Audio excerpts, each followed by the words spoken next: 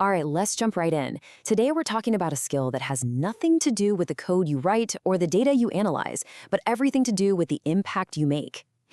Especially if you're in a technical field, business communication isn't just some soft skill. It's the power skill that can literally make or break your career. So let me ask you something.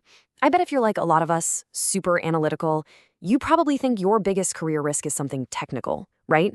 Like falling behind on a new technology, misreading a data set, or maybe a tiny flaw in a design.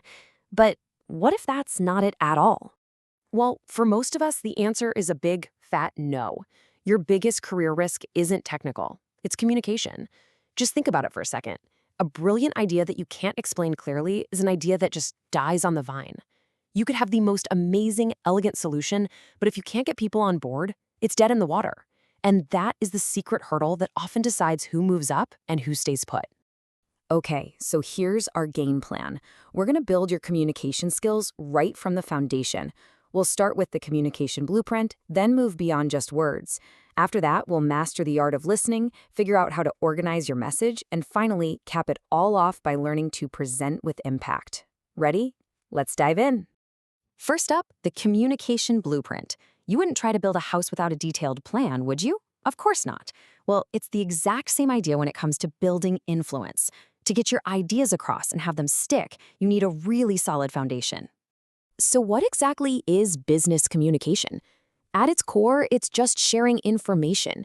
But here's the key phrase you need to zero in on: to promote an organization's goals. See, this isn't just chit-chat. It's totally strategic. Every single email you send, every meeting you're in, it's a chance to push the whole organization one step closer to its goals.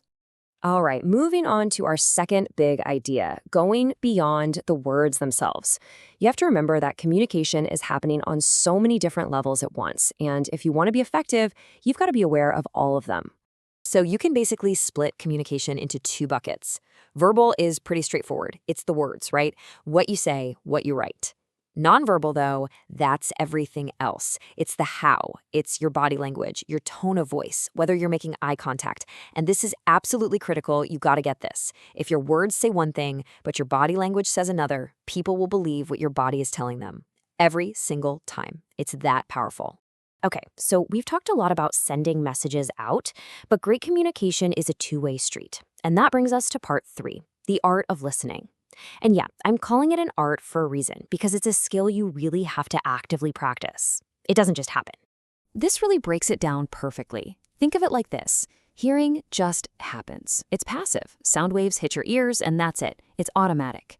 But listening, that is a choice. It's an active mental process where you decide to focus, to interpret, and to actually understand what's being said.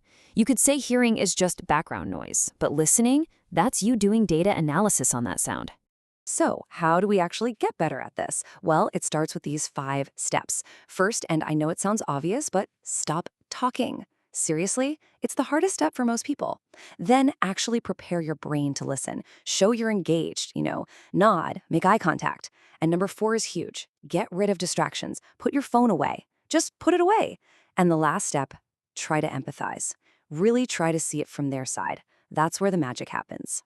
Okay, so you've listened, you've taken in the information. Now the ball's in your court. It's your turn to say something. And this is where we get to our 4th section, organizing your message. Because let's be honest, a messy, jumbled message is just going to get ignored. Structure is what gives your ideas wings. Think of this as your go-to checklist before you hit send or open your mouth. Always start with your purpose. What do you want to happen? Then, think about your audience. Who are you talking to? Create a simple outline, intro, body, conclusion. State your big idea right up front. Back it up with some proof. And then, and this is so important, end with a clear call to action. Don't make them guess. Tell them exactly what you need them to do next. And now, for the final piece of the puzzle. This is where everything we've talked about comes together in, a pretty high-stakes situation. Section 5, presenting with impact. This is where your great ideas become a reality. Okay, this process should probably look a little familiar, right? It's all the same basic ideas we just covered, but we're adding 2 extra layers. First, visuals. Quick tip here. Your slides are your backup singers, not the lead vocalist. They're there to support you, not to be the whole show. And second, rehearsal. And listen, this isn't about memorizing a script word for word. It's about knowing your stuff so well that you can deliver it with confidence, with passion. So let's do a quick recap of what we've covered. You basically now have this awesome communication toolkit at your disposal.